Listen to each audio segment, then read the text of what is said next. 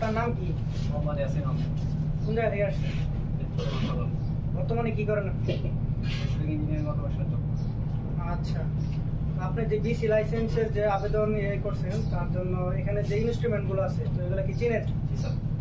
বলেন তো কোনটার কি নাম এবং কাজ কি? স্যার টি1 মিটার সাধারণত সবকিছু করে কারেন্ট ভোল্টেজ রেজিস্ট্যান্স পরিমাপ করা যায়। আমরা সাধারণত কারেন্ট পরিমাপ করি এটা দিয়ে। জি। এটা হচ্ছে এনার্জি মিটার। এটা দ্বারা কি এনার্জি পরিমাপ করা হয়।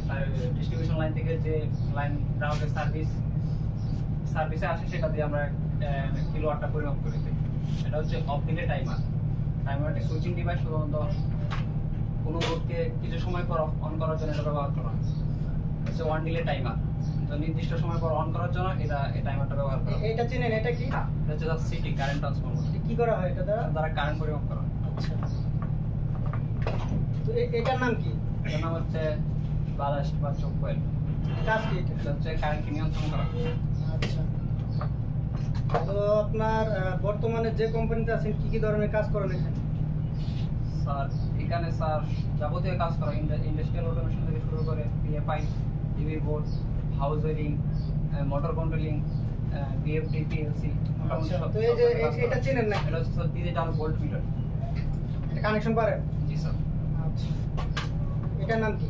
এটা হচ্ছে স্যার নিয়ন টেস্টার। কারেন্টের উপস্থিতি নির্ণয় করার জন্য